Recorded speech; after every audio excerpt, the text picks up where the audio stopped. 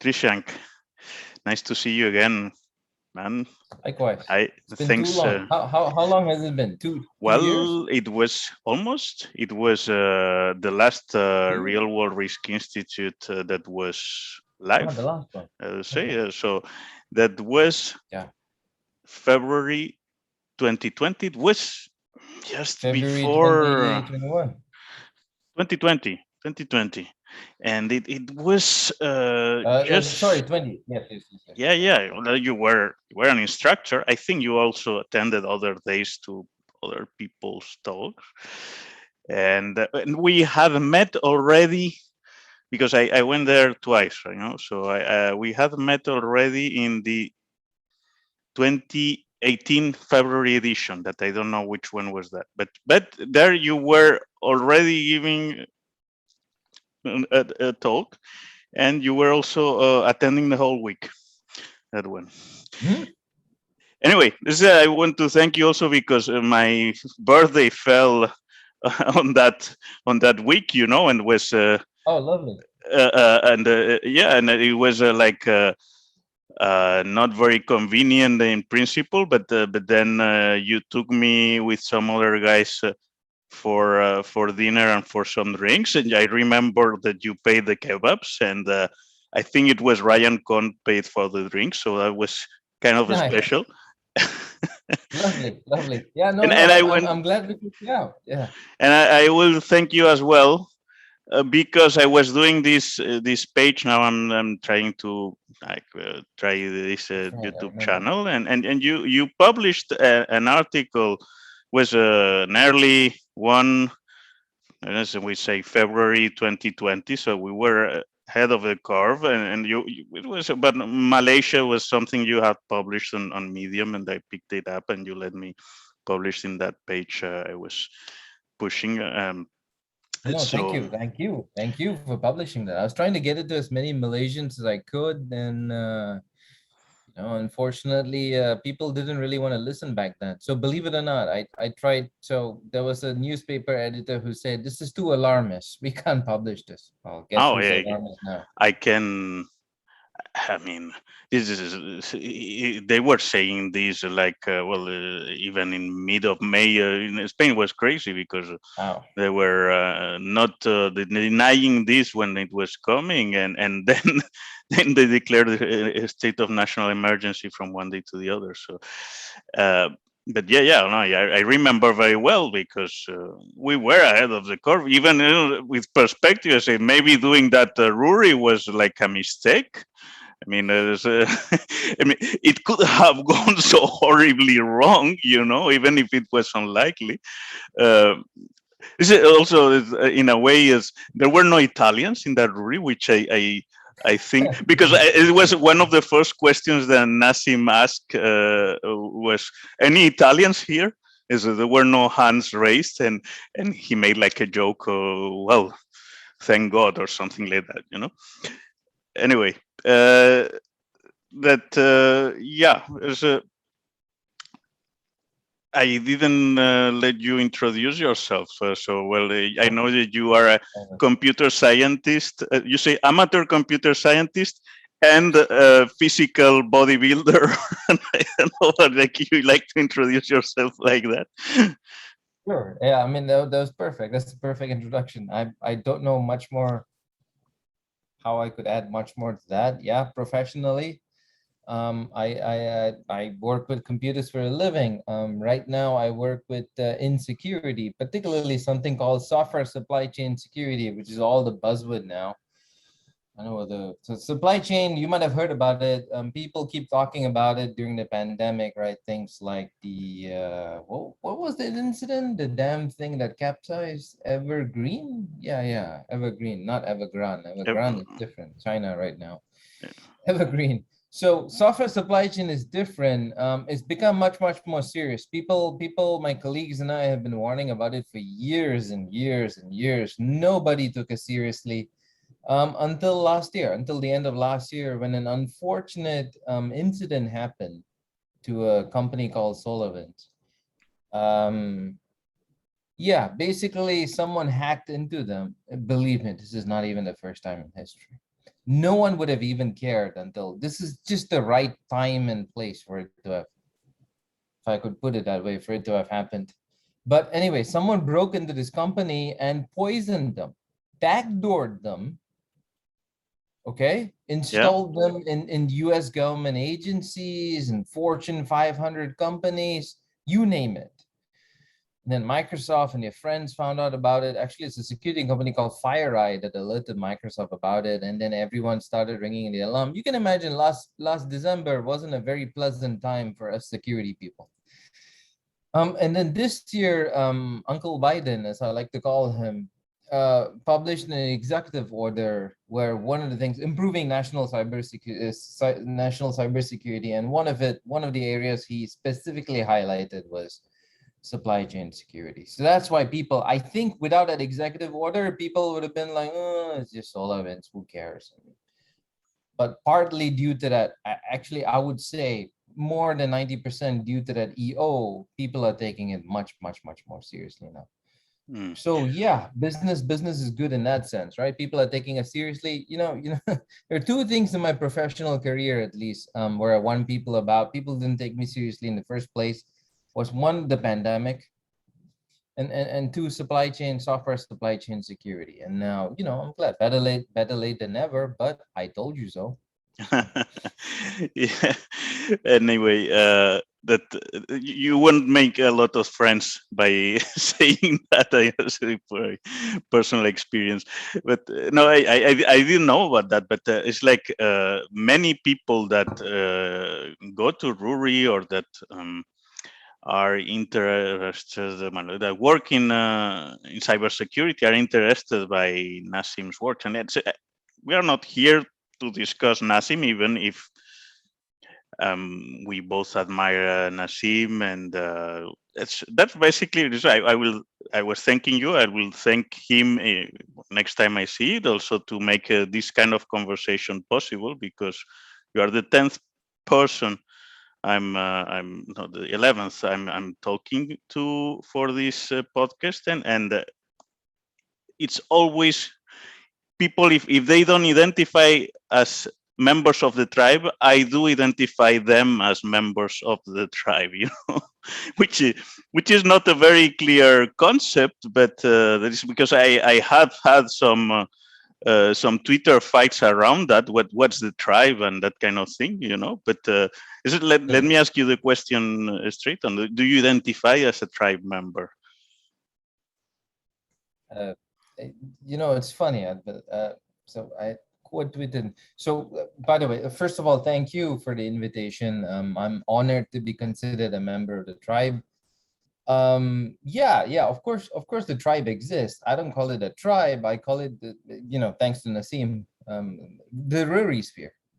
People who RWRI come, sphere. like-minded people who come Okay. together. Yeah. Okay. Well, this because I think that it exceeds the RWRI sphere. So there are former alumni as myself, instructors as yourself, You and don't I need to think have that been there. there Yes. are people that identify as members that have never stepped into RWRI.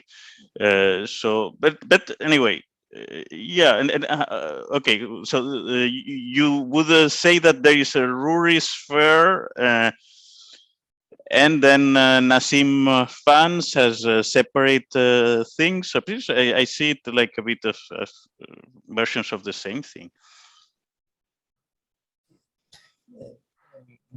Yeah, sure. If you want to put it that way. I mean, Does this sound like a Okay. stupid question? Because I think people that it's like we can assume that the people that will watch this, there will not be many of them.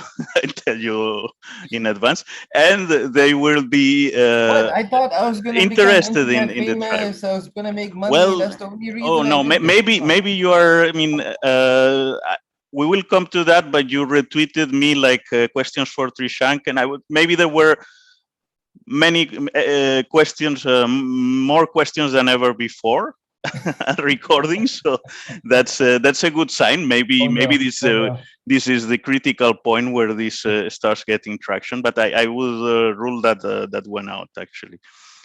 So sorry, what's the question? The question Oh, no, is, you see, if this sounds ridiculous to you, like that I'm asking you these things, because I mean, for me, it's like I'm not bothered about oh, saying these things, and I think that it's rare in the sense that I mean, there is this circle of uh, people that take Nassim's idea very seriously. At least Nassim takes yours, and we will come to your ideas as separate from Nassim. But the truth is that I met you in Real World Risk Institute, and yeah, that there is also maybe this emergence going on. This thing is not. I mean, it's not. It is. Propelled maybe by this Real World Risk Institute, and since I have been to several occasions, you see it growing, because now there are yep. social media groups around RWRI alumni, etc., and they were not there in the first place, and now they have like there are many such groups. Some of them are going slightly bonkers. If it's like maybe this that there I have the impression that many of Nassim fans are utterly uh, opposite to some of Nassim's ideas or recent Nassim's ideas. There are RWRI crypto groups, etc. Of course, there's a lot of people that are gathering because they attended or the Real World Risk Institute, and well, now Nassim is very vocal on his opinion about particularly Bitcoin, because I think he does not extend it to crypto in general. He's talking about Bitcoin and the Yeah, value of Bitcoin. that's fair to say. Mhm. Yeah. And So, go ahead. well, no, just well, he has said in public forum or in Twitter that he does not want to be owned by his fans or by his readers, and that Exactly. any writer that would do that Exactly. is a failed writer. How many But people do that? but he's How many people? alienating a lot of people, with some of his latest takes, particularly on Bitcoin, particularly on things like I vaccines. mean, I don't think he gives a fuck. Yeah. It's his intellectual integrity, right? He will say what he thinks is the right thing to say, and he's not doing it to personally attack people. That's not my impression of him. People get offended, that's their problem. Oh, of course, Um, there was Ricardo, whom I interviewed, yeah, who took it very personally. decided to take it personal when Decided to take it it was not. personally when it wasn't personal at Well, all. at Exactly. the end, I just we were. I met him. I met him, by the way. Well, I didn't met him personally, but we were several times over the phone. Mhm. He told me he was having this proposal by the Saudi government to open a crypto institute there, and he Probably got invited canceled, me huh? to visit. And he was like being extremely nice, and then Snowden started to because it was malevolent in some cases. These guys who used to be friendly, they got. I mean, not just saying Ricardo got it personal because Nassim didn't like Bitcoin, and it's just like he He chose took it to do so. personally. So I don't know if you were there, but when was this? One of the virtual RWRIs, the last one, one of the last ones he attended last year. All of us, oh, I was in Malaysia. Right. Pretty sure I was in Malaysia. This is end of last year. All of us, many of us, very wasn't personal. We critique Bitcoin. We gave Ricardo a hard time, but it wasn't personal. We never attacked him personally. It was Bitcoin. And we're still all polite at the end of the day. But for some reason, one of Nassim's tweets really triggered him and he decided to get really personal about it, which was very uncool. What can I say? And then I decided to block him. I didn't even say anything. I just looked at this Well, guy and I said, this is not behavior I can condone. We know he you blocked personally. me, but he was like retweeting real falsehoods being said by other guy who used to be like buddies with Taleb, that was Saifedeh, and Oh, that they were Tasneem. distorting, when Nassim was tweeting about Lebanon, that they had this peg between the US dollar and the Lebanese pound. That was an artificial one. It was not backed by any reserves. Then the peg disappeared. The country went bonkers. And Nazim was warning about these things earlier, and this guy selected and cherry picked uh, some tweets, that in which he was implying that Nassim was saying the contrary of what he was saying. Which is- I mean, Surprise. but anyway, yeah, it was, yeah. There's and regarding the COVID, that you were one of the early warners, and what I have observed also is that it's going like there was this paper that Nassim, Joe Norman, and Yanir published in early January. Well, no, in January 2020. So when the thing Yep. was really at its inception, like calling for things like um, quarantines, and and then I have the impression that ever since then they have gone in different directions. I don't know very well where Nassim stands, because he's not tweeting a lot about that. But that this it's like somehow I think the uncertainty was maximum at that point on time. January, February 2020, and what needed to be done, and this is one of the Nassim's points, or one of the RWRI's main ideas, is what you need to be done sometimes gets clear under uncertainty. This is that example that he is if I don't know if this wine is poisoned, then I just don't drink it. This is, and I think that now we know more about COVID, but strangely enough, these three guys seem to diverge in their opinions in what needs to be done. And when, or maybe not strangely, just making the point. There's when the uncertainty was I think maximum, that's where they I were think they that's were yeah. That's they were that's in the that's same the that's place. the right, right, right. I think that's part of the beauty of RWRI. We're all supposed to disagree.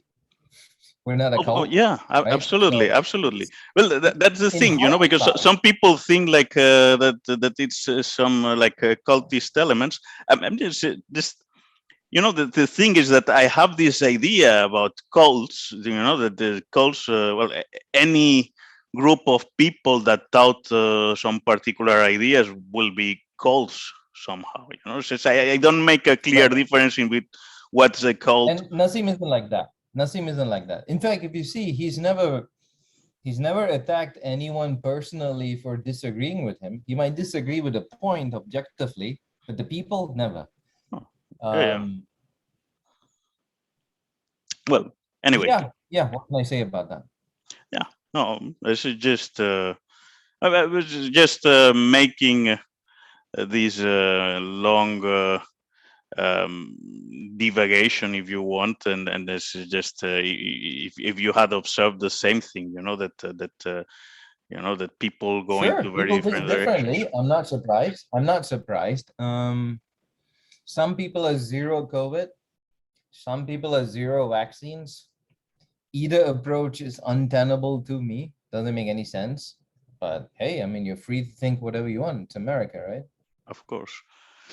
Well, that's the thing also, that as I was telling you, in these groups, I think also that they, as maybe it's a law of, and sort of iron law of social media, the most extreme positions got the most because the people that are in the middle, they are not tweeting or not posting about these things all the time, and there's Yeah, like that's true. some guys who have like Most an most extreme people, take. what you don't exactly what you don't hear about on social media is most people just got vaccinated, called it a day, and moved on.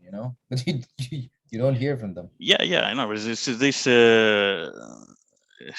with like the tyranny of the minority, or like I don't remember the Oh, name. the intransigent The intransigent minority. minority. Yes, some of those dynamics. even in the social media groups from people from RWRI,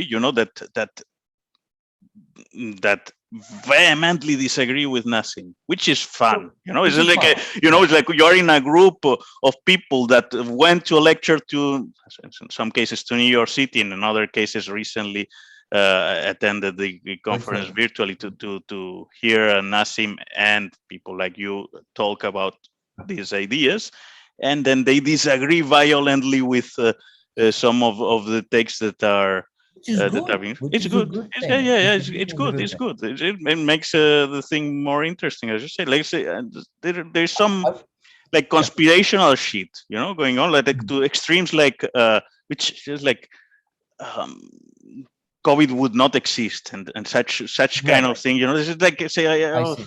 I don't want to Well, discuss this, and well, and and yeah. let's say that Rafael Douadi, which is Nassim's old friend and also kind of heart of RWRI, he kind of encourages it, and it was funny to me because he has like a theory, and it's like I don't agree with it, but it makes some wicked sense in a way. He says like something like, um, a detective ought to be paranoid. It's like the detective who will found the real guilty is the guy who would think about the most complicated Sure, sure, sure, sure, sure, sure, probabilities, and sure, it's sure. then you start So, by the like so here, you start by the conspiracy theory, and then you trim it down, instead of the other way around. And so I here's what I will say. Go ahead. Go ahead. Finish it. No, well, this is just I think that creates too much noise, because I mean, if you take that real outlook on things, you are seeing conspiracies everywhere. This is like So I will say two things. I will say two things, maybe three things about this. One is you're free to criticize the vaccines all you want, but if you got vaccinated, you should disclose your opinions honest. That's one. Two, okay, I actually kind of forgot my second point. Doesn't matter. But as you might know, I'm pro-vaccine. In the beginning, I actually wasn't. I was kind of waiting to at least see what was going to happen, because anything new, I'm a little bit skeptical too. But actually changed my mind about this was two people. My mom, who was first in line to, volunteer herself, skin in the game, right? Go get vaccinated. Nothing happened to her. And Nasim. And remember, Nasim is a master of risk management. And when he said that the only sane, he didn't quite say exactly this, but really the only sane way out of the pandemic is not zero COVID. I'm sorry, that's just not practical. It's not working out for Australia or Singapore now, unfortunately. New Zealand is still holding out, amazingly good for them, but I mean, I'm sorry, the rest of the world can't do this, especially the United States. Just can't be done. Okay, last year I had hope, but within 6 weeks of the first lockdown, I gave up hope. It's just not practical. well, this Far is from it. like it's So strange that you say that, because I remember in some, I mean, private conversations we were having by the time, that as early as February 2020, you said we are fucked. This is already like too late. Yeah, yeah, no, certainly you may have forgotten about that, but you were saying the sense. I was like, I hope he's wrong. This is still. I mean, if we started I acting now, still something could be done. interesting. Because I mean, I don't remember, but I do remember saying this. I do remember saying this early with Paul Bertesi last year, which is that it's just a matter of time before everyone gets it. Unfortunately, that part I still believe in. So prepare accordingly. That's all you can do, right? well, Just a yeah, matter of okay, time before we all get prepare, it. yes, but that's another thing. Is I think that's a dangerous idea, and I'm not sure that it's. I mean, uh, uh, okay, it's prepare for it. Yeah, also, okay, I mean, if it's like things that you can control, like Yeah. increase your lung Immunity. capacity, Yeah. or like a diet. Kettlebells, by the way, great for your lung and heart capacity. Well, Oh my God, brutal. that makes sense. Like if you presume like I will get it and I want to get it in a perfect condition so that it won't kill me, or I mean, or getting vaxxed. But it's just I was just looking at the math because there is this guy, Dr. John Campbell, whom I respect Oh because yeah, I know him. Mhm. yeah, you He's posted good. some of his videos sometimes, and this then he's good, and he was saying this, and it's like everyone is going to get it. He said this really late. You said this really late in like July or August or Oh September. no I'm no like, why no didn't you very, let me very know? no I was very going very to. very recently. I'm telling you like 2 or 3 weeks ago. But then I remember I got this you I got tweeted this about it. video, and it's like okay, he's saying this, and this guy is like not He cheap gave up talk. hope. Can you imagine? Dr. John Campbell gave up hope. Can you Yeah. imagine? Yeah. Well, see, I'm not saying he will not be right. What I say is that the idea itself is dangerous, and it's like I think that we ought to be very careful. There are asymmetries about dangerous ideas. There are ideas that held by certain people, etc. They can realize themselves, and I think Yeah, that maybe. I see what you're saying. I see what you're saying. well, that everyone getting COVID. I'm not saying go out and get infected. No, I'm not. Can you? You're breaking up. Yeah, of course. Yeah, no, no. Yeah. So let me try to clarify. Let me try to clarify. Can you hear me? You're breaking up. Yes, yeah, I can hear you. Yeah. Ah, great. Okay, so let me try to clarify. Are people like me and John Campbell and whoever saying, hey, go out and get infected? It's fucked anyway. Nothing you do matters. No, you still want to hold out for as long as you can until we figure out better treatment, better vaccines, and so on and so forth. Right? Absolutely. But we can't keep hiding forever. We can't keep locking down forever. That's not going to work either. I live in a city. Odds are I'm going to get it one day. Odds are very good for me to get it one day. Oh yeah, So, yeah. and the thing is, you don't even have to live in a city. Easter Island, the most remote place on earth, has got the virus thanks to tourism. So there's no hiding from this virus. Eventually, we're all going to get it. You wear a mask, you don't wear a mask, you get vaccinated, you don't get vaccinated, you isolate, you don't isolate. One day you're going to meet somebody, you're going to get it. It's like, listen, all I'm saying is just assume this is the case. Don't give up hope. Yeah, I know it sounds bad, but just assume, so you won't be surprised. People But should it's prepare. very rare that everyone gets a virus. But say like I think that for chickenpox, the prevalence in the U.S. is something like 99%, and maybe this will be one of such diseases. I mean, in Yeah, who in the knows? Who U.S. knows? Yeah. So like let's see, I'm pretty confident about Sentinel Island. This place where like I think it's in the Oh Andaman Islands. yeah. Sentinel Island. Where is it? Off It's the Nicobar Madagascar, right? Islands. Eh, Madagascar.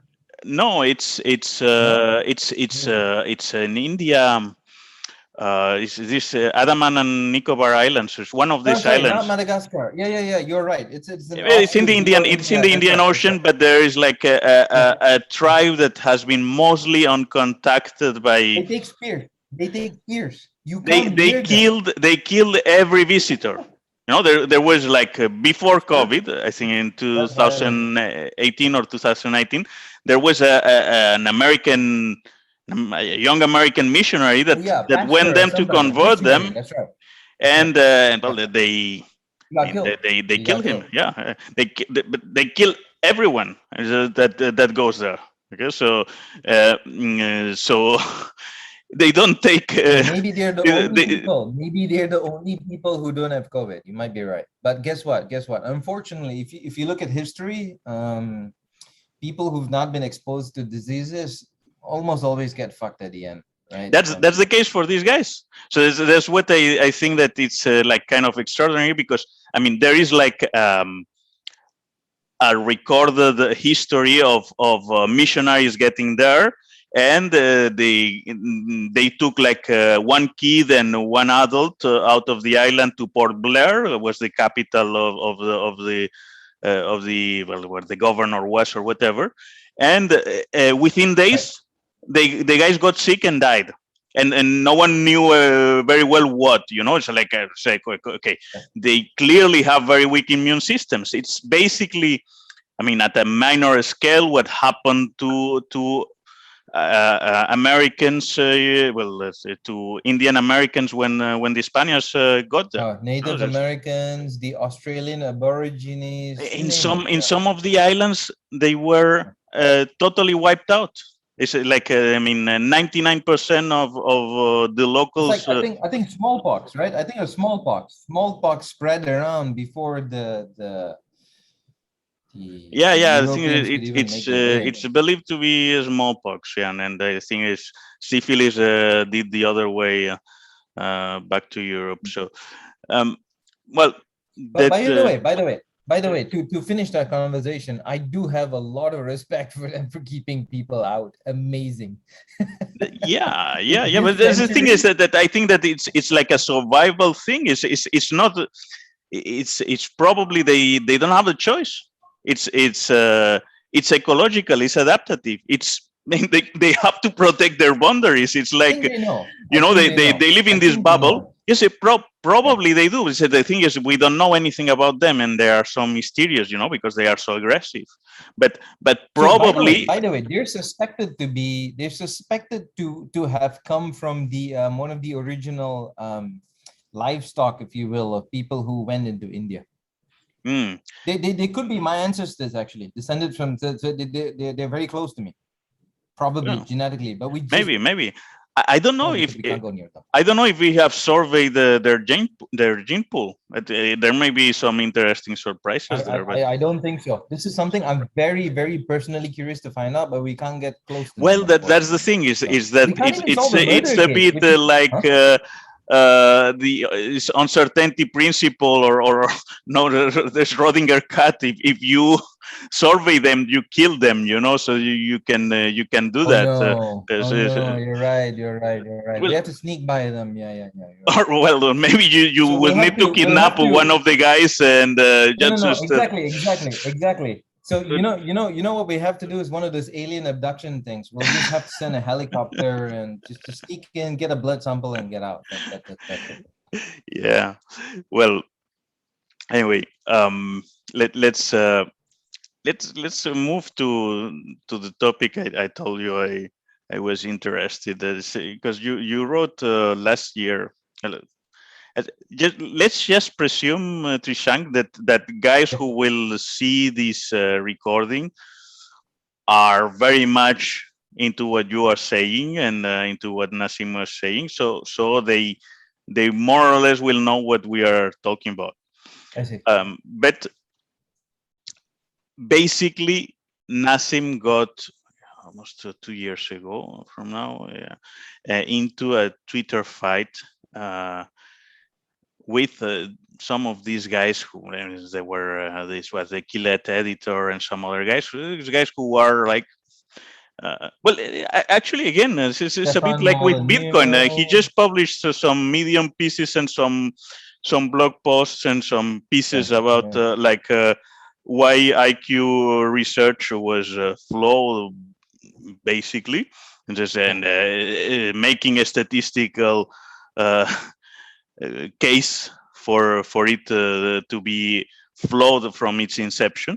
And it was, for me, it was very refreshing, because I didn't like what these guys were saying, but they were capturing some part of my attention, in the sense that they were framing this as a free speech issue, right? And it's Exactly. You like, you nailed it. You okay, nailed it. You nailed it. it's not, I mean, I don't like what this guy is saying, but uh, again, if there is this science, and it's out there, and people are doing this research, we should be able to talk about it instead of putting it down. And that's what Nassim paper was like. No, it's not about that. It's about very bad science, and it makes the whole thing very much more clear. To me, Yeah, it's right. of course Yeah. it's all bullshit. Of course, you know.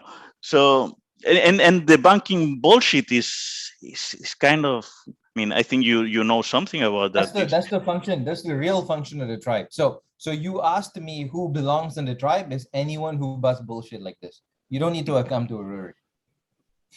Well, and there's the thing also that some of those guys who are like obsessed by IQ, which is a very stupid idea. We'll come to that. Some of them are not idiots. I mean, I remember because in some of these Twitter fights, I was well, maybe they are idiots, but they are apparently not or not visibly, they might appear smart. And there was one of these guys Hello? whose name is No. oh, it says this guy Ah, there we go. whose name is Gregory Cochran. He has a Twitter account, and he's an anthropologist, but one of these guys who believes that races are different intrinsically, and their IQs. So I was discussing with this guy who has published research, etc., and on Twitter, and then it came to something like he started. I remember in our Twitter fight mentioning things like implications of IQ differences, and as an example, he was illustrating his point with the 6-year war in the Middle East between Israelis and Egypt and Syrians, etc., Arabs. And it's like What, actually what's he Israelis trying to would say? have What's he trying to say? What's he trying to say? would have kicked the ass of those guys because they have higher IQs.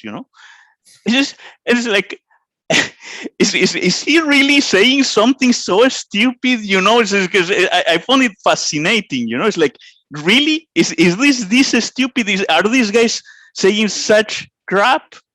And it's like, yeah, of course, because uh, um, to manage to pilot a tank, it's like machinery that you will need like a strict cognitive skills and So, things like that.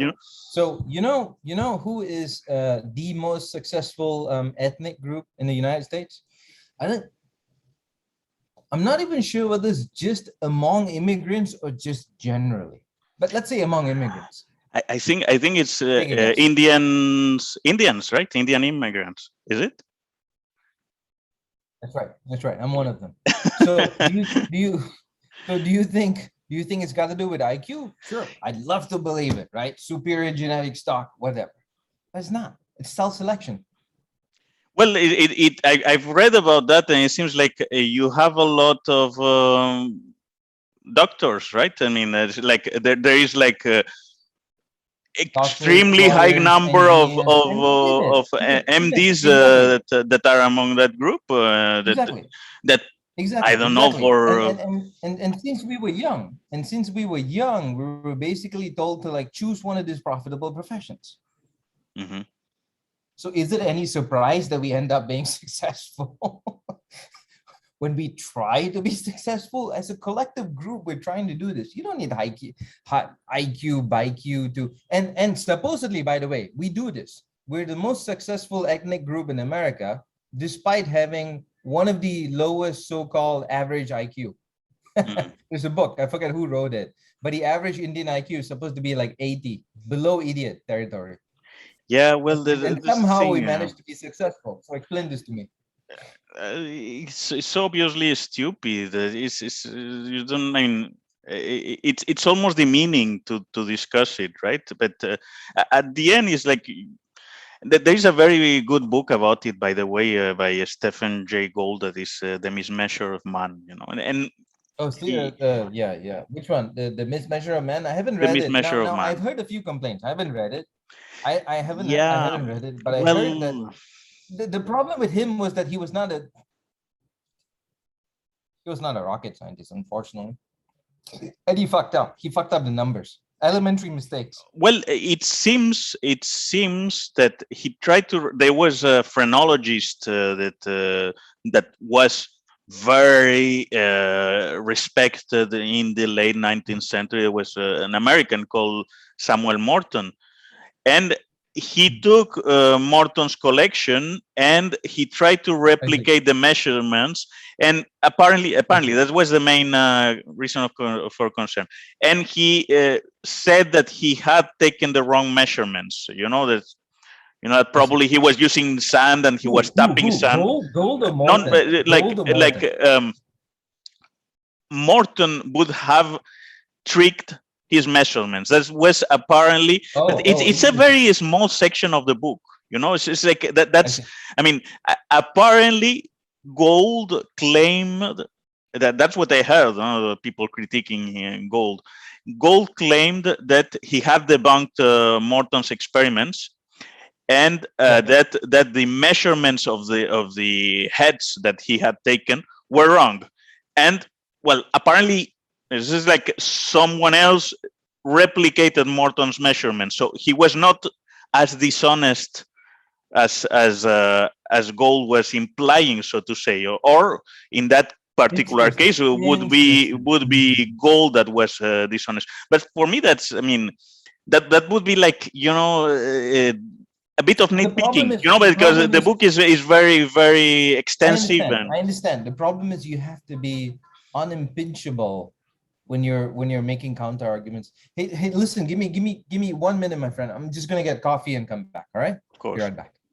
Thanks. Great. Thanks for the coffee break. Okay, so never mind other people. I'll recap my argument, which I know is controversial. I don't care. The biggest controversy is that, why go into the controversy? Fuck the controversy. I'll explain what my argument is, and then we'll go from there. It's actually very simple. It's very elementary computer science. It's embarrassing that I have to repeat and say all this, because and even some computer scientists don't agree with me. Okay, whatever. And I'll bring out the controversy later. Okay, look. What does the theory of computation, and that's what my argument hinges on, have anything to do with IQ? It sounds like, what? Okay, so in theory of computation, we have something called the Church-Turing thesis. So computers, universal computers, computers that can do pretty much everything that computers can do. I know it's a very vague definition, but let's just roll with it. We basically haven't been able to come up with more powerful machines. And it's going to be close to a decade now. Yeah, it's not even been a decade. Imagine what we've done with these fantastic fucking things. You and I are talking on universal computers, and it hasn't even been close to a decade. Imagine how much more there is left to do. Countably infinite, by the way. Okay, here's what I'm trying to say. Why are we talking about computers? Actually, yeah, let's bring that up. Why am I even comparing humans to computers? What the fuck does IQ have to do with computers? Okay, let me put it this way. There's a reason why we came up with computers. We wanted to see whether we could come up with machines that could reproduce human thinking. This is not an accident. Not an accident at all. Mathematicians were arguing with each other over what some would think is stupid philosophical debate. It's about having to do with what is a good mathematical proof. People used to write it down and argue about it. This guy, George Cantor, came up with something very controversial about the properties of infinities. He wanted to study the Christian God, and he actually did it very rigorously. He's part of the reason why we have computers in the first place. But anyway, he came up with a very controversial proof that a lot of mathematicians didn't agree with. Some said, this is religion, this is not mathematics. And then other like what's his name? The intuitionist. Hilbert? Fuck, I can't remember. Sorry? Not Hilbert or No, Russell? Hilbert was the on the other side. I can't remember the intuitionist name. But anyway, Hilbert, and then people like Hilbert and say, no one shall dispel us from the paradise that Cantor has created for us. So Hilbert in 1900, in the Congress at Paris, a mathematician said, one of his many problems, one of his famous problems, he said, Fine, let's resolve this problem. He didn't quite put it this way. I'm paraphrasing him. We're all paraphrasing him given history. He said, look, let's dispute this objectively. We're mathematicians, no? Why are we arguing about this? Let's make a machine that will tell you yes and no, yes or no. You give it a mathematical proof, you encode it, you spit it in, and then the thing thinks a little bit, and it spits out, yes, this is a true mathematical proof, or no, that's it. There's only two possibilities, right? And actually, he wasn't the first one. Actually, if you wanted to go much further, there's Leibniz, who came up with the idea of the moral calculus. And he used the word calculus more generically, kind of like Wolfram does today. Instead of the one that we've been taught at school, calculus is just differential equation. Sorry? No, well, I was going to interrupt you if you don't mind, but maybe you should introduce in your talk Ramon Julio. I don't know if you know this Catalan guy. So, some put him as one of the precursors of cybernetics, and he did a book that is called Ars Magna, where it was like encoding all the Aristotelian logic with some tables. This is in the 12th or 13th century, and he basically wanted to prove the existence of God. Okay, and he was like building these tables in which there was like all the refutations to arguments why God would not exist, etc. And he did this, and he thought that he had like scientifically proven that God was existing entity, and he went to Tunisia to convert the infidels, with his proof. There's like he was almost all stone, and then he had to come back, etc. Logic, trying to use logic to convert people. Imagine that. So, but anyway, you must send me this gentleman's name, please. This is news to me. Of course. I'll let you because you may be interested. Maybe. Are you kidding me? There's this fellow called George Bull, which you might have heard of, who wrote a book. Was it him? Or was it someone else based off his work? Anyway, someone wrote the book called The Laws of Thoth. So it's not the first guy to come up with this idea of like, and this was at the end of the 19th century, the 1800s. So he was trying to use what we now call Boolean logic, true and false, right? Just binary values to try to encode what human thinking can do, right? As Boolean propositions. Gödel himself, everyone tends to abuse him to try to argue why human thinking. Okay, Gödel, let's be fair to Gödel. Gödel we know was biased one way, but most people don't accurately summarize him, which is very unfair. We're not going to do that today.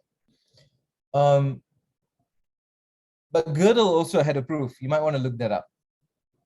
Logically, it is true that Gödel proved the existence of God, but it's a very specific argument. It has to do strictly with logic. I didn't know that one. I will no, look it up. Look it up. Gödel did it. It's a very arcane argument, but logically he nailed it. I know that there is this very good anecdote of him having found like a logical flaw in the American US Constitution.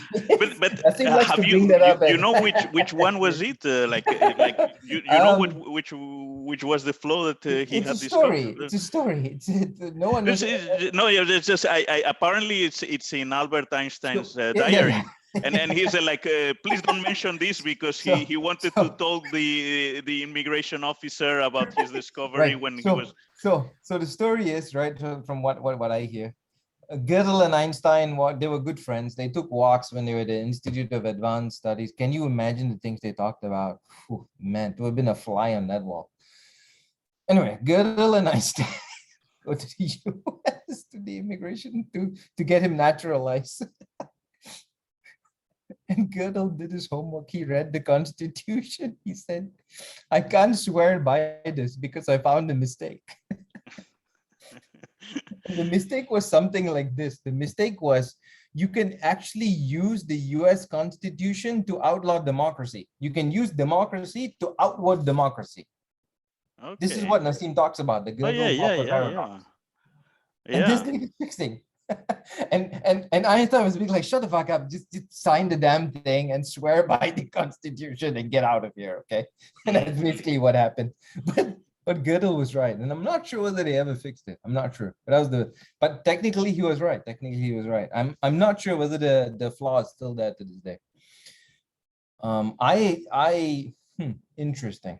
Now that we talk about freedom, this kind of brings me back to vaccines. I mean, I know nothing personal when I say this, but I think people who don't get vaccinated are making the opposite mistake, which is that freedom isn't free, right? So you gotta, if there's a collective threat to national security like war or a pandemic, we all got to take risks. We all got to do it. We all get drafted. We all get vaccinated, whatever it is. The point is we're all doing it for the country, not for ourselves. Yeah, individually, there might be a Yeah, risk, but you don't do it for you, that's right? where I think that the argument for vaccines, for universal vaccination, is among it weaker, because I mean we know that vaccinated people get COVID, you know. So Disappointing, to be fair. they do.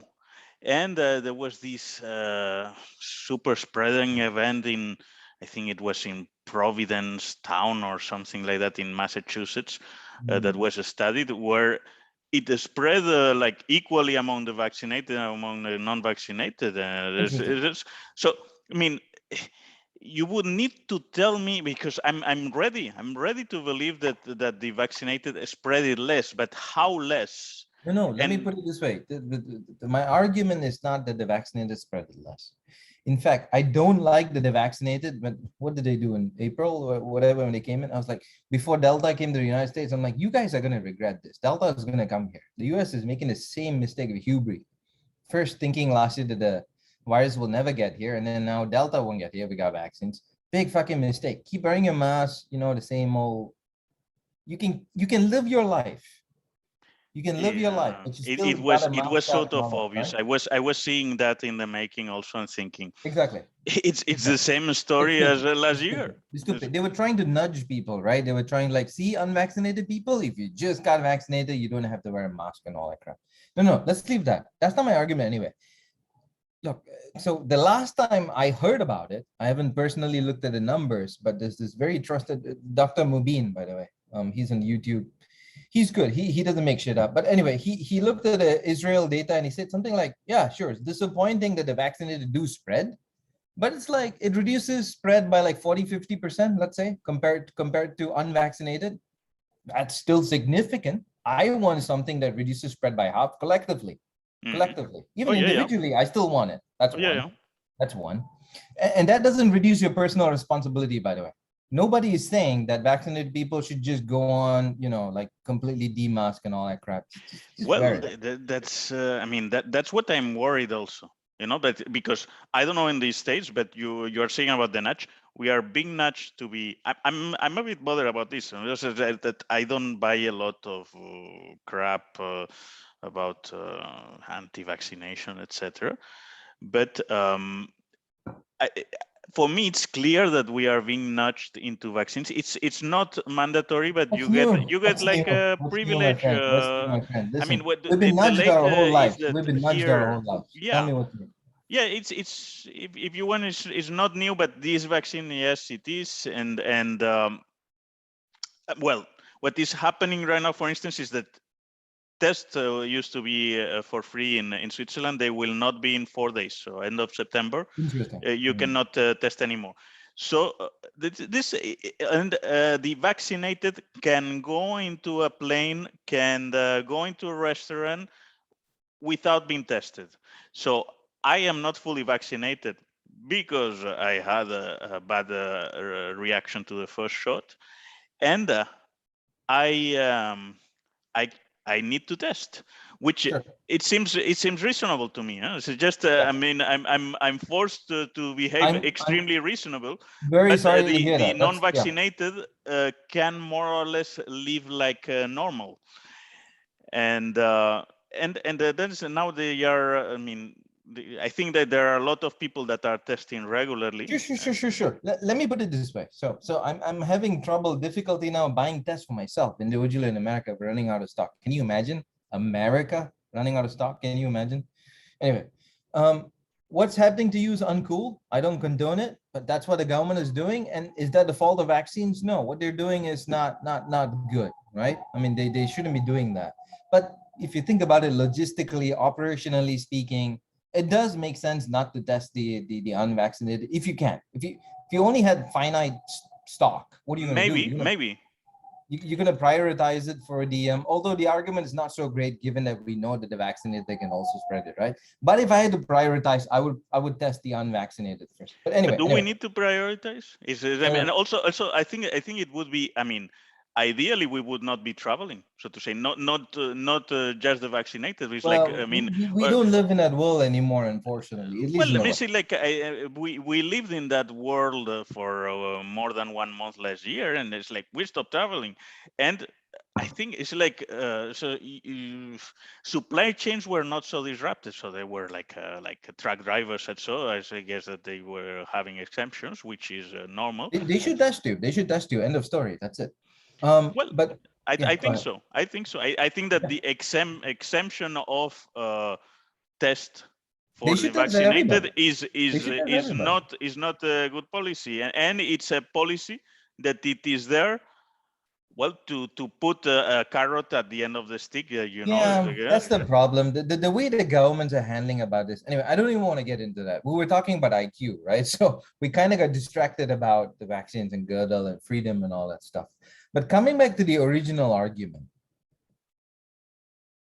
why am I comparing the human mind to computers? Okay, because computers were actually designed in the first place to try to reproduce human thinking. This shouldn't surprise anybody. So the fact that I'm comparing them to the human mind, that's what they were invented for, damn it. No, they were like an experiment, right? The way you put it, like to validate Mathematical proofs in the if first place. And then Turing went much further. Turing said, what do I have to design? Look up a seminal paper on, I forgot what it is. Something solving with an application to the Anscheidungs problem, if I'm saying it, the decision problem. That is the decision problem in German, the yes or no answer. And Turing also wrote a paper famously a few years before he died, I imagine, in the 50s about AI, about how far, he was very off the mark about how soon he thought that computers could reproduce human thinking. But in that paper, he came up with the so-called famous Turing test. He was like, I don't know how to make a thinking computer. I don't. And he's a very practical guy. He's like, that's how he showed the decision problem was unsolvable. He's like, I don't know how to solve the problem, but suppose the algorithm exists. Suppose he does. Suppose it does. And then he goes on to show the consequences. The consequences would lead to a paradox. Therefore, so we work by reverse logic. Therefore, there are things that computers can never do. So computers can never prove, so by Gödel's argument, computers can never prove all true mathematical statements. And Gödel's statement is kind of useless if you think about it. It is logically true, but that's just one example. There's an uncountably infinite number of things that computers can never do. One of the most useful things, let's ignore Gödel's stuff. Because basically in English, it's like this sentence is unprovable. So think about it. If a computer can prove it, like Russell and Whitehead's computer program could prove it. You can think of Russell and Whitehead, Principia Mathematica. He basically busted, Gödel busted Whitehead and Russell. They're Principia Mathematica, not to be confused with Newton. Basically, Russell and Whitehead, you can think of this. They wrote a large computer program to try to generate all possible mathematical proofs. And they said, we've nailed it, we're done. They have a very arcane proof for like 1 + 1 = 2 using set theory. And he kept a $5 pound. I tried to read that, when I was a student, Me too. So $5 pound, he put it in the book in the British Library, and years later he found that no one had claimed it. So no one's read it. So don't feel bad about it. No, I'm proud I tried. I may have reached to page number 12, something like that, but not to the $5 note. So Principia Mathematica, or any system equivalent that can produce arithmetic. Think about it. It's rich enough to produce arithmetic. Think of the Gödelian sentence, the paradox. This sentence is unprovable. If you prove it, what happens? You're inconsistent. So you shouldn't prove it. So you must not be able to prove it. But it is true that it is unprovable. Therefore, it's incomplete. So it's a very cute argument, So technically, yes, it is incomplete, and there are things that computers can never do. That's one of them. Turing brought it to much more practical ground. He was, of course, aware of Gödel's work and everything, but he independently came up with kind of used like a typewriter kind of machine. And he showed basically that there are things, there's a countably infinite number of things that computers can do. Countable just means all the numbers you learn in kindergarten, and you just keep adding one. And Cantor showed that there's actually an infinite hierarchy of infinities. It's crazy. We don't even need to get there. Let's just worry about countable infinity and uncountable infinity. That's all we care about. Countable infinity is what computers can do. We're not even sure whether this universe is, can we go to countable infinity? We don't know. This is so-called heat death of the universe. So that marks the finite time. We have no idea, really. And then this uncountable infinity, which is like, so basically what they taught you in school is bullshit. The real numbers are largely fiction. Most of them don't exist. So this is what nobody tells you. You heard it here first. Actually, Gregory Chaitin said it first. He said, look, I mean, why should I believe in the real numbers? That's what computers are teaching us. You can't actually compute most of the real numbers. They're uncomputable. So why should I believe in them? You mentioned Chaitin in your he's a great guy. Everybody should look them up. I read his book Proving Darwin thanks to your review, and it's excellent. It's a fantastic, really blew my mind and opened fantastic stuff. Yeah, very illuminating. Exactly. So coming back to computers were designed to reproduce human thinking. So it shouldn't be controversial that we're comparing them to human thinking. Okay. Now we can argue about whether mere machines that follow fixed deterministic rules can do something, as we may feel offended. Sure, but people were offended when Darwin said that we evolved from other animals. I don't care about your fucking feelings. If it's true, it's true. Yeah. So let's look at this objectively. You may find it offensive. Well, or it may be a better explanation than what we got, and that's Wolfram's. I mean, I'm not following up. Honestly, but the project, that is so fascinated. The whole universe is computable. Exactly. Exact. It's just like I think. Let me quote because I note some of the things. How has he put it? So while you're doing that, let me try to recap my argument. The world is a universal computer and nothing but a universal computer. This is a Wolfram code. Okay. Nothing but the universe is a universal computer. Okay. And he more or less thinks that the equations that we have are good, but explain like the limits of whatever is in the boundaries of computation. Okay. So let's recap the argument. I actually disagree with Wolfram here. I don't think the universe is necessary. Let me try. There's a difference between being a computer and being computable. Let's discuss that now. People like Wolfram, Turing, so many people, and I'm just one of them, think that the whole of reality is computable. What does that mean? Does not necessarily mean that we live in a computer. This is the important thing. So I am here. I look into a mirror. Who came first? It's me, not the mirror, not my. So and then you can see a mirror and a mirror and a mirror. You see what I'm saying?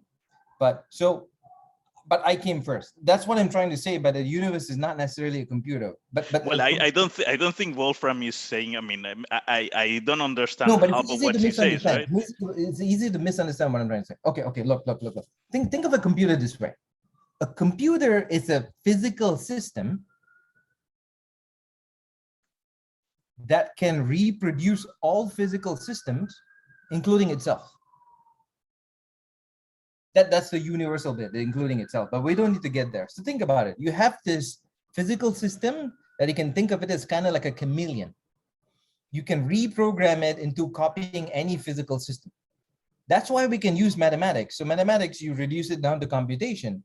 And then you think of computation as this universal chameleon-like physical system that you can reprogram to like model the surface of a star or fluid dynamics or simulating how jet engines work, that sort of thing.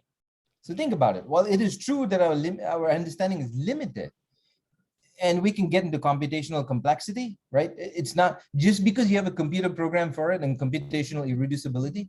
Just because something is computable doesn't mean it's trivial to understand. It's not. And we'll get to that shortly. But my point is, Well, let's that's just what is work. called the examples that you gave are what I think scientists, complexity scientists, I think you said you are not one of those, but call Not to be confused. weak Computational emergence, right? complexity is There's not the to be one that is confused computable or with complexity science, by the way. Sorry, go mm, ahead. no, but this is that they make the difference between weak emergence, that is the one that can be simulated in a computer. It's like the flux equation of like Yeah, the wing of an airplane or something like that. yeah. And I don't know, something like the political outcome of a pandemic, that will be something that falls more into the unpredictable kind of domain. Unpredictable, computable, but unpredictable. I would not say they're uncomputable in principle. So remember, to people like me, the whole damn universe is computable. Human mind is giving me, it's a part of the universe, so I don't care. But logically, it follows that the human mind is computable. And this is not to denigrate human thinking. This is to say that our understanding of machines, so-called mere automata, is so limited. We're saying machines are capable of rich things like human thinking. We just don't know how to get there.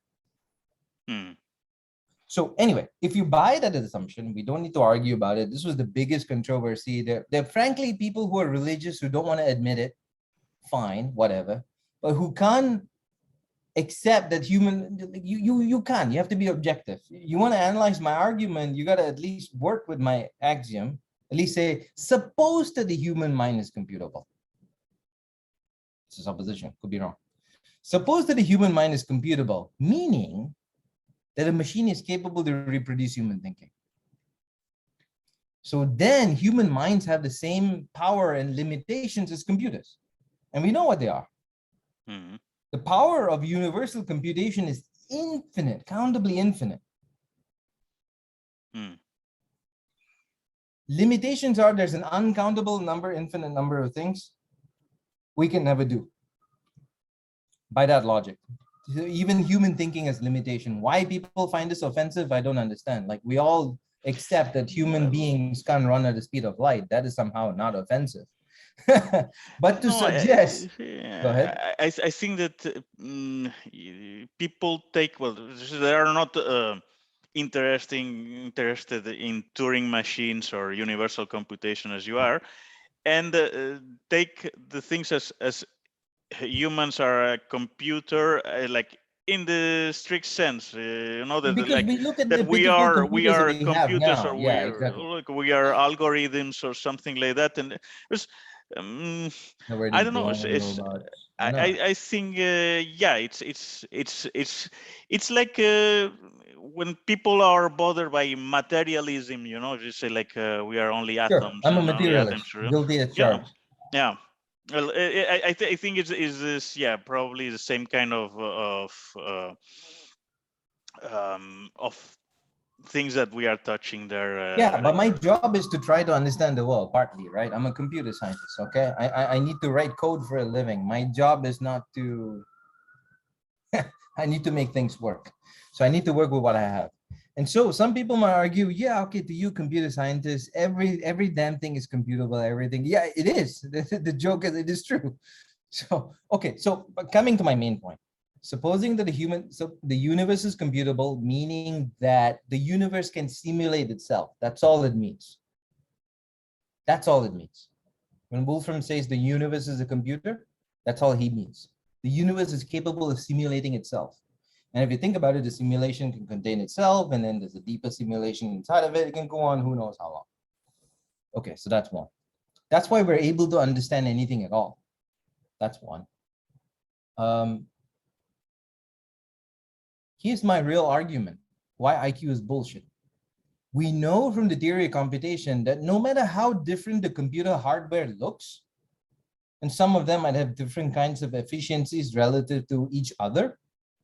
So for example, you can make computers out of anything, out of toilet paper, as Douglas Hofstadter has joked about it, billiard balls, Minecraft, people have built universal computers inside it. typewriters, silicon chips, obviously, the ones you and I are using now. So many things. Possibilities are in the DNA, you name it. The point is, they all have equal power. That's what I'm trying to say. Equal power in the sense that what they can compute and what they cannot compute is exactly the same. That's all that matters. We're not talking about speed here. And that's what I'm trying to say about human beings. If this racists are coming out saying some of us are superior genetic stock, we have like the equivalent of better computers. Well, guess what? Surprise. What you and I can do, even if I'm slower than you, is the same. Well, So I've that's increased the not bar case, for them. but The worst that they can say is, yeah, but I have faster computer than yours. That's the worst that they can say. Well, let's try to be charitable, because I find the IQ also is just, sorry to go back to Nassim's, this is that the whole correlation that they find is if you just remove the lower bound, is like bonkers. There is the correlations that they use to tout their argument, they don't exist when you they are very weak, and they are existing because there exists somewhere like people who are handicapped, mentally handicapped or sick, etc., unfortunately. Which was the purpose why the test was invented by Binet in the first place. That was like to detect kids with mental impairments. Now, this is in the book by Stephen Jay Gould. I tell you, like you say, like some people started using for other purposes, and in the draft of World War I, they started to test everyone, and they started to extract tabulations by ethnic groups and things like that. And it was like he gives actual examples, because I think that they would have improved a little, but not so much, of like these tests that are so contextual, and it's like there was like you say like is one example that I remember from the book, and that it was struck me. There was like one of the tests that was a house painted on a paper, and it was missing a window, and the test was complete the house. And it's like, it seems that Italians pretty consistently, they put a cross on top of the house instead of a window, and then thus they would not score the points for that test. It was just one of the examples. It's like So obviously, with love and respect to all my Italian friends, Italians have very low IQ, obviously. That's the conclusion, isn't it? Of this, that's the point of trying to. Someone's going to take that out of context. One of my enemies is going to take that out of context and call me a racist. Actually, my whole the thing is that was more or less the this. conclusion that the guys who were doing the draft were taking. That those guys were. It's actually the IQ guys who are racist. Yeah. But this anyway.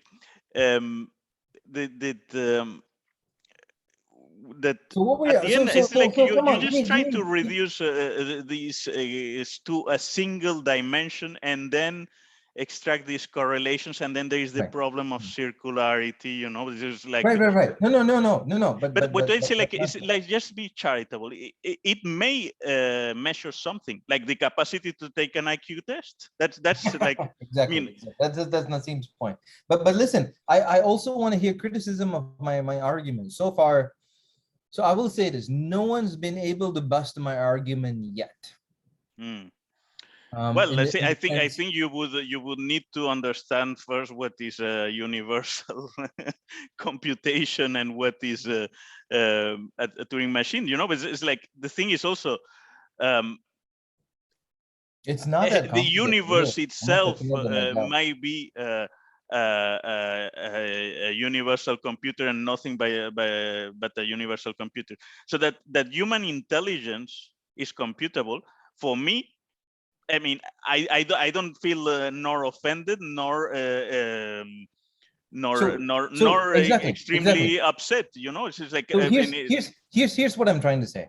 you and I, everybody, Wolfram, Einstein, Gödel, even people with unfortunately 80 IQ, the mentally handicapped, unfortunately, we all have equal computational power.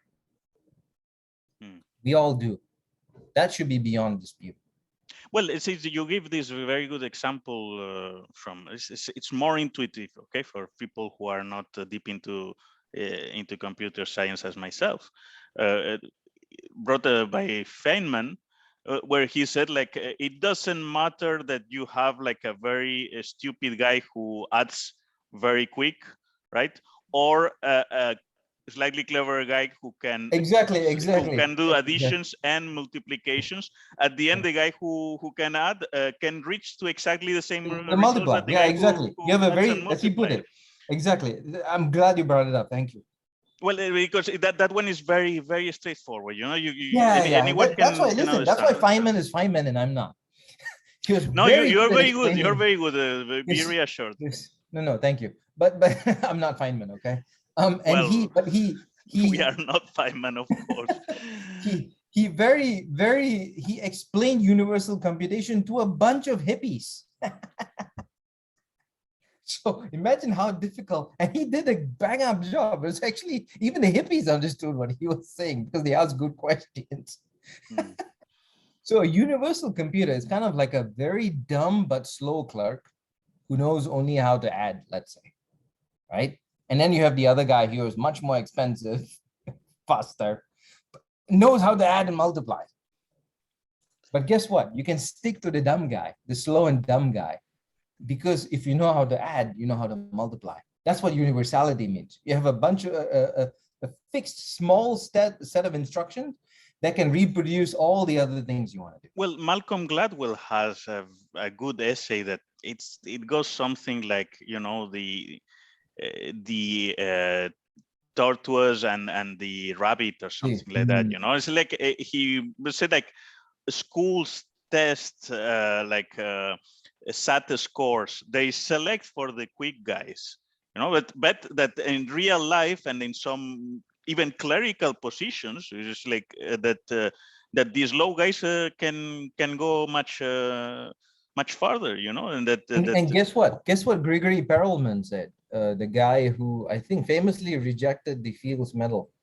He said, I am very slow. I'm actually very slow, but I'm very deep. Imagine if someone like Grigory Perelman says that. Well, So this is what I'm trying to say. Everybody, you, me, Feynman, whatever, you name it. We all have we have the same range of computation, not less, not more. We're equally sophisticated in that sense.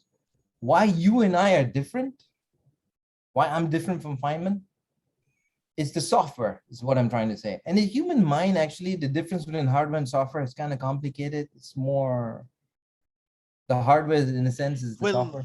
Exact. I'm glad that you wrote that up, because it probably goes into both senses, right? It is generally this like it's hard to make up. But the point is the same. Look, you can make yourself faster by like sort of your brain can print the hardware for it. That's why you become faster. There is anatomical evidence that the brain of musicians develops. Sure, because they brain, but what I'm trying to say is focus on the software. It's what you do with this universal machine you and I have. It's equal in power, yours and mine, different races especially, it's the same. Theoretically, from the theory of computation, we know it is bullshit to say that one race has superior computer. They're equal in power. The best you can say is they have more memory, they are faster, but that's the best. But what if those tests? I'm trying to be charitable, honestly. What if those tests are like a kind of a proxy for speed? Sorry? Yeah, speed. But again, speed. Do we have good evidence for this? Everybody can catch up with speed, especially if you practice something more and more. Well, that's the other thing. That's the other thing that there is a high variability between the scores and even across time. That we scored like 20 points more than 100 years ago, and now, like the most stupid present that as evidence that we are much smarter than our great grandparents, which is Show me that speed was the difference. Speed is such an unbridgeable gap.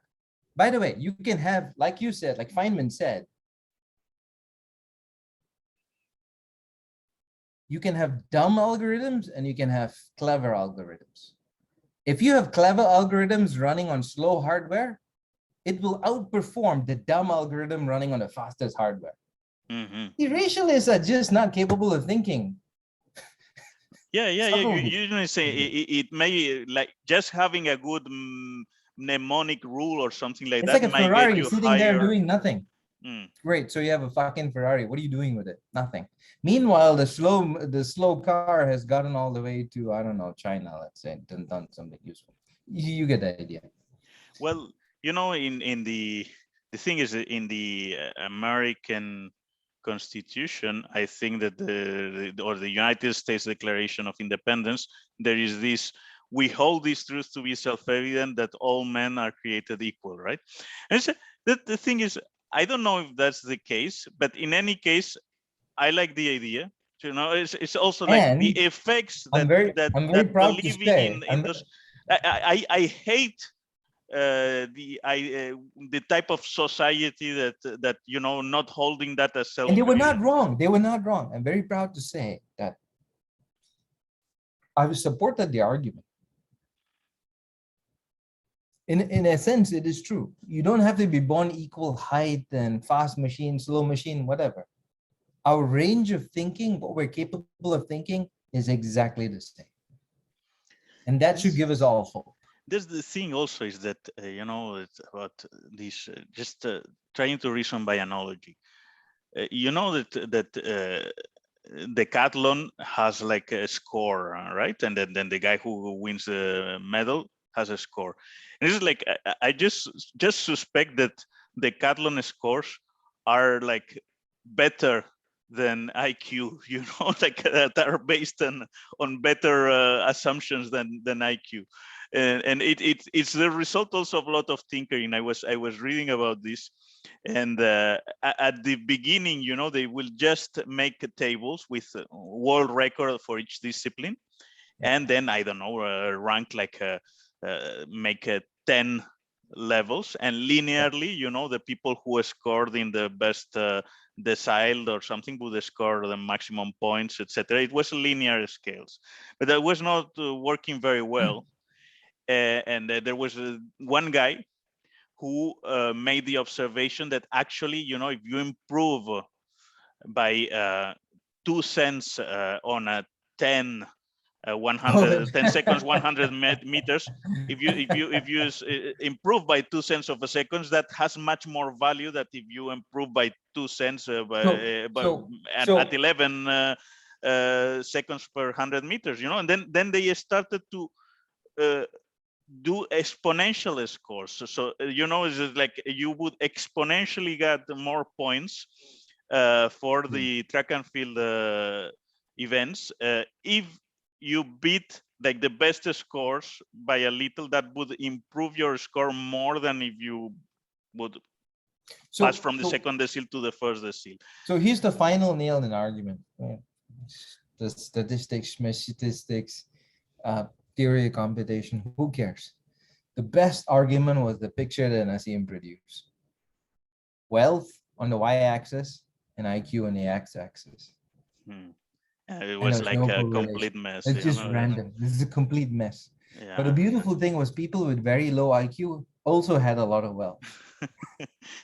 Yeah, but at the end, is like, you know, I'm pretty sure that if you take like your decathlon score and you try to map that with health, you know, it's just because you would like people who are on extremely poor health will not be able to complete 5,000 meters and that kind of thing, right. You know, you will just remove from the pool necessarily people who get like a 0 score in some events, you know, and that will correlate with bad health. It's a bit stupid, okay, what I'm saying, but it's just, you know, no one pretends that your decathlon score and no one makes that a stupid pretension that your decathlon score determines your health. And let's And think about they do with IQ, which is even a worse measure. That I think that they do these G. Spearman correlations where they map in the different tests what you score. Like I will end on one note. So you and I work in tech, no? We don't use IQ to select people, thank goodness. But we do have. I'm afraid that the company I was working for Oh, many really? years, they were. I mean, I think they were doing Oh, an IQ test. actually, I've been to one interview here where they did an IQ test on me. I take that back. But But generally, I they think don't. it used to be a standard practice in some companies. Sure, I Yeah. wouldn't be surprised. But anyway, my point is, we do have an IQ score, IQ test in the tech industry. It's called the stupid coding puzzles that they give everybody. That has nothing to do with your actual fucking job. You could be writing. They'll ask you clever things like the fucking camel and so many bananas you need to get across, and this weird constraint where the camel will lose this many bananas per mile. It's a cute little optimization problem they tell you in the form of a puzzle. You have to set. Anyway, and then your job is to write device drivers. The fuck does it have to do with camel and bananas and this fucking optim? So IQ test has got many disguises. So was what I'm trying to say. Unfortunately, in our industry, we do have it. It's called coding puzzles, and we need to get rid of it. In fact, I don't even think we need university degrees. I think we should take high school students and run them through apprenticeships. Well, that is, I think, happening a bit naturally. I mean, I was surprised to know recently also in Spain people are going to apprenticeships Nice. a lot. Very nice. Well, Good job. but it's not happening. I mean, it's happening because it's getting like self-evident that getting a degree is not getting you, especially some degrees, is not getting you very far. So people are reverting back into apprenticeships, and I think in the United States something similar happens, but with the with the even more dramatic situation that people get into debt for going to college. You know, so it's at least in Spain that the Yeah, guys screw college. College. who end up unemployed after having completed a 4-year degree that it's useless, they are not into debt, right? So they can become a waiter, and at Yeah, least they are not an indebted more waiter. useful. Yeah. Hey, my friend, let me get some more coffee and come back, and maybe we can wrap up. I don't Yeah, know yeah. Well, questions in the let's audience see. or Yeah, something, I or what you think have. you wanted to keep it short, so we can try that. Yeah. Thank you. I don't want to. I don't want to. People. Yeah, I'll be right back. Oh, thank you. Well, actually, let's just start to wrap it up. Sure. But there are a lot of questions from Twitter that I was mentioning to you. So let's Scared. go and like just ignore. If I mean, well, I've noted some of them down, but if there Are is there trolls? Tell me there were trolls. some of them were, if not trolls, ranting a bit too much. Let's start with your friend Alex Nekrasov. Ah. How much did the Illuminati pay you to suppress the truth? Oh, and there's a picture. You got to show the picture. There's a picture he says is my body double, obviously, but I think it looks more like Jaffer. My question is, what was Jaffer doing in Ukraine or whatever it was? So this is more a question for Jaffer. I'll put the link to it. I actually did not understand. You know what? I would expect that you explain the private joke.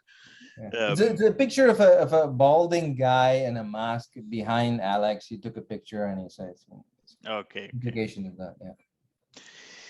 Well, then it's Alessandro Riolo who asked a lot of questions, but let's say there was one that I think he was making his own points, but said like Alessandro thinks that the only working country, you say the largest working country that exists is the Netherlands, and said like, how would Netherlands?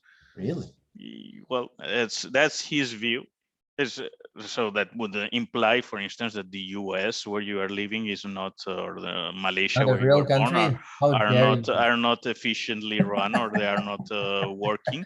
Well, So, this is true. like, we'll Americans just will say, be like, the first to if admit you, this. but this Yeah. is just, if you wanted to split Malaysia, I don't know if it's on the agenda, but if What it were, heresy? Yeah. how would you do it? How would you do that? So that I mean, he is asking me. I'm a bit obsessed with I this question because I it's in the news all the time in I Spain. But I really don't know. First of all, thanks for the question. I'm really appreciate it. But I'm not a political expert. I don't know what to say. But on the other hand, you know, like any human beings, I have hot takes. Malaysia, if you wanted to split it, I don't know how many of you guys know, but Malaysia and Singapore were actually one country once. I know. I was living there in Singapore for 6 In months. 1963, when the you look younger. You look much younger Okay, than you are. it was 2010, I think. So, Ah, okay, okay. but I say I just wanted to say so. I was Yeah, living there. yeah, Okay, yeah. so Nice, nice. okay, You're honorary Asian. There we go. yeah. Um, you've really been around the world. It's quite impressive. Um, so Malaysia, I think in 1963, Because the actually, the way it was, like, Singapore was expelled from Malaysia. Singapore, I only read we the kicked out Malaysia. Singaporean version. We kicked out we kicked out Singapore. Malaysia kicked out Singapore, and it was a very nasty time. My dad was also there. He there were mobs, racial hatred, all this kind of stuff. In Malaysia, this never happens, by the way. Okay, even to this day, like on that scale, never happens. So the racial, and then races started blaming each other, and so Malaysia decided, screw you, Singapore, you're on your own. And Lee Kuan Yew, believe it or not, was crying, I think. Yeah, yeah. No, he And explains then that. yeah, and then he led one of the most successful. So it turned out good luck for him, actually, in the sense, being kicked out of Malaysia was the best thing that ever happened in Singapore. The thing is that apparently, as he explained, and there are no reasons to believe he was lying, because I think that he was against that. That, if I understood well, that the equilibria between the China's and the Malay majority, Singapore was somehow switching those equilibria, or making it Interesting. well, and I think that Lee Kuan Yew himself had aspired to be like a Malaysian PM, and that was unpalatable for some of the Malay elites, right? So the solution that they found was Probably. expelling. I really wouldn't be surprised. Yeah, it's an unstated assumption, but there is how shall we put it? There's certainly no racial diversity in Malaysian leadership. I'll just put it that way. Anyway, Malaysia, if it had to split today, I think it would have to be west and east of Malaysia. Clearly, we Oh no, think well, very okay. differently. There's a It was physical a kind of a separation. rhetorical question, but it's more like, how would you do something like that in a civilized, or in a? I mean, uh, I don't should know. there be rules to do that? It's like, I mean, of course, I'm interested by Alessandro's question. I didn't ask Yeah. it, but because we are having that situation in my home country, in Spain, in Yeah, Barcelona. how's that going? Well, right now the thing is that the president who declared independence and then went to Belgium, etc. Then the guy went to make a conference in Sardinia, where I want to go there just by coincidence next week, and he got detained because the Spanish judge called for his extradition. So right now this is in the news, like making a buzz all the time. It's like also okay, is that the Spanish constitution has rules that allow for the change, but there are like a lot of Catalans, how to say, if there are a significant majority that well, would like that to be changed, and then Yeah. how do you do that I don't have an I answer. really It's don't like know. I don't have an answer myself, so I've seen it happen in my lifetime. I don't know whether you guys know about East Timor, isn't it? Yeah, in Indonesia. Very Indonesia, yeah. goddamn violent. There 1997. was a massacre Yeah, before the it was independence, right? terrible. East So Timor is one. of course, the borders can change, and eventually it may be that Catalonia becomes an independent country. So I hope they do. I think that at some point, we have not reached that point there, but it will be like there will be a point in which, say, 60% of Catalans vote for independent parties, Yeah. and then there is like the current constitution that does not admit Right. a possibility, not even as Yeah, a possibility, where right. you have a trade-off between what is legal and what a huge gap between what is legal and what people voted. So there is a clear problem in the, like, either you follow democracy or either you follow like a rule of law, which in that case rule of law should be following, I would say. Exactly. But Exactly. it's like we have not reached that point, actually. No, no. There was a frustration among some Catalan elites, and they just took matters in their own hands because they felt that the moment was propitious, etc. So they were not having that kind of majority, but they may get it They someday. may. Yeah, And all I will say is I hope the transition will be peaceful, as Nassim says. Revolution should be peaceful. yeah. Well, see, the thing is also that I think that, there are also intermediate states, as could you could actually, I even happen to know, like, from first hand guys who were involved in all that process, etc., that it was some sort of a bluff, and actually they just want some fiscal kind of autonomy. I see. They really don't want to tense the situation until it explodes. So But it can be they're done. It can be done. What I will tell Alessandro is look at Gandhi and how he did it. hmm, It took time. yeah. It was peaceful, largely peaceful. It Hmm, can be done. yeah. Okay. Here's another one from Alessandro. This is Hello. also, yeah. Can you hear me? Yeah. No. I said hello to Alessandro. Oh, yeah. Humankind in a single planet. I Oh. mean, he says that we need to expand to solar systems, or otherwise we are fucked in the in the long run. But in the other hand, is there like small confederacies work better? How to manage the two of them? It's like, I I mean, I'm not I I think going to space is one of the best things we can do in terms of, because look, on Earth, we're done. If you really wanted to start your own country, where on Earth would you go? Realistically speaking, there's none. You can't start a new America on Earth anymore. Not unless countries fall and then, okay. But realistically now, if you want to start another America, you couldn't do it. So your only hope is to go to somewhere like the moon or Mars. But the problem is the people rich enough to go there will control you, right? mm, China or the US, they will control you. You won't be, and you will have to fight for your independence. It'll be another US versus British situation all over again. I hope that will happen because I do want to see human independence colonies, right? I want to see more diverse kind of societies because Earth, the climate system. On the other hand, we're human beings. We're designed for the Earth. So the problem is by going outside, we will change our humanity. mm.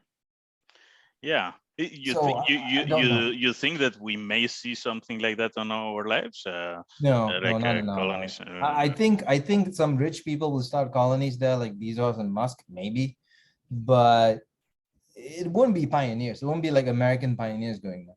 I don't think why someone like Bezos or Musk would. I mean, that they Actually, let them go there. envision They can something have like that, but Mars. why would these guys who have like everything, like heaven on earth, would want to go to be Oh, the interesting. pioneers of Actually, I do on admire that Mars? because they Yeah. wanna see what's possible. I like the No, sheer no, no. arrogance in these I guys. admire that, and for me, it Yeah, also makes sense that, we were talking about Sentinel Island, that yeah. we hedge a bit like humanity. Mhm. If you value humanity, oh my, we wouldn't mind like 10,000 guys on Mars, in case we Yeah. have like a collision of an Sure. asteroid or Pandemic, something like another that. pandemic. You get it. Yeah. But my gut feeling is that we're so hyper connected that the coronavirus would have gone to Mars anyway.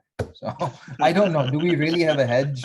Would Mars have been wise enough to say no Earthlings for the next 10 You years? have to I start don't know. somewhere. I don't know. But anyway, okay. Let's go to Ethan Wong, a bit RWRI alumni, a bit on the Who's same this? Who's this? wavelength. Ethan Oyama Ah, Wong. Ethan. Ethan. Yeah, yeah. Ethan. Oh, sorry, Ethan. Uh, is there any aliens? I don't know. Maybe. I think so. Yeah, I would be Yeah, surprised. I'd be yeah, surprised if there are no aliens. yeah. Why would he ask you that? He I says, don't know. okay. Well, I may or may not be an Probably alien. I it was may or just may a not be joke, an but alien. I I will don't know. either. Sorry. Maybe it's just a joke. Okay, but you got it. Indika Prasad. Well, you're very interested on dieting and health in general. Um, you said like how to fast without fasting. I'm not sure I understand the question. Oh, and Indika Maybe is you asking do. me this, and he's the guru of fasting. Do you know who Indika is? Do you know what a legend he is? I know. Yeah, He was in RWRI in yeah, yeah, 2018, yeah, yeah. and he had some diabetes problem, and he fasted his way out of it. 2 weeks exactly. So this legend, this guy came to Rory. It's Sri Lankan, by the way. Very nice guy. Met his wife also. I met him. I went to Sri Lanka. Oh, oh, Uh, you did. Oh, that's I lovely. met him, and he was extremely nice. I felt ashamed, He took me out for dinner. He brought me like a super beautiful book on Sri Lanka, and I was there Oh, that's empty-handed, lovely. That's lovely. I'm glad you guys met. I still haven't met him. I feel ashamed. But for this guy basically, okay, guys, you guys, if you somehow made it through the podcast this far, I don't know what's wrong with you guys, but thanks. uh, this guy cured his diabetes, remitted by fasting for 2 weeks. And fasting, a lot of people are idiots. A lot of people think fasting means you eat absolutely nothing. He had like soup at best, and did this for 2 weeks, played badminton, kept his active lifestyle, tested again 2 weeks later, no diabetes, gone. And Hmm. Nasim and I owe him a paper. I feel awful. I'm supposed to study the data. Nasim is the idea of interest. If you look at his paper on anti-fragility in medicine, he has sort of a footnote where he argues about ancestral frequency. So he speculates that different ethnicities might have different. So if you think about it, here's my pet theory. It actually kind of extends Nasim's idea, though I can't tell whether it's a conscious or subconscious extension. I don't know. I came out with the idea independently. But if you look at Indians, take a look at all the modern races who get into trouble very easily with metabolic syndrome today. Asians are one of them. Hmm. Indians, Chinese, you name it. And people might do the racialists might say, obviously, you guys are inferior, bad genetics. No, it's not. It's genetic environment mismatch. Hmm. So I speculate. So if you look at Indian deities, the goddesses or gods and goddesses, if you look at their paintings, if you look at the statues in the museums like I have, they all have a little belly. They don't exactly have six packs, except for like the god of strength like Hanuman and so on, Shiva. Um, they all have a belly. Why is that? Hmm. So I think Indians prize this because I suspect the reason why we get metabolic syndrome so easily in the modern world is not because we cannot eat carbs. Are you kidding me? We're a farming civilization. For us not to be able to consume milk, allergy, don't give me that bullshit. I mean, sure, individually, yes, but as a society, no. Um, we're a farming society. Hmm. You're telling me we can't eat carbs? No, it's the frequency and dose. So it's got to be that we're eating too much. If you look at Hindu calendar, fasting is very, very important. Hmm. So we've built this fail-safe into our ancestry. And if you look at our fasting rules, it's not like uptight, like you can drink milk, It really depends on how you want to do it. But the point is reduce consumption. So I think it's very important for Indians not to eat too much. That is our problem in modernity. Well, see, now that you say is it, I think it's also a bit of Nassim's, at least Nassim's influence, but I do think this. Uh, it makes sense to me that for a civilization that has spawned over millennia, Yeah. with certain practices that would have produced a certain natural selection. Natural selection can operate on a small time frames. It's like It does Europeans got happen. It does selected happen. Yeah. in 2 or 3 generations There was a farming civilization against. in France. I Yeah. mean, we have some protection against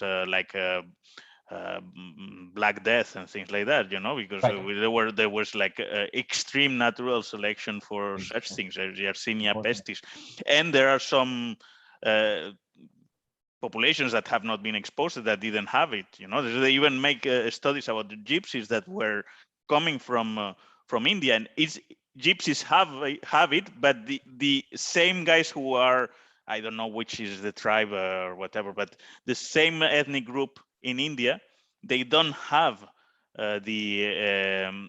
the gene that protects against Yersinia pestis. The guys who move to Europe do.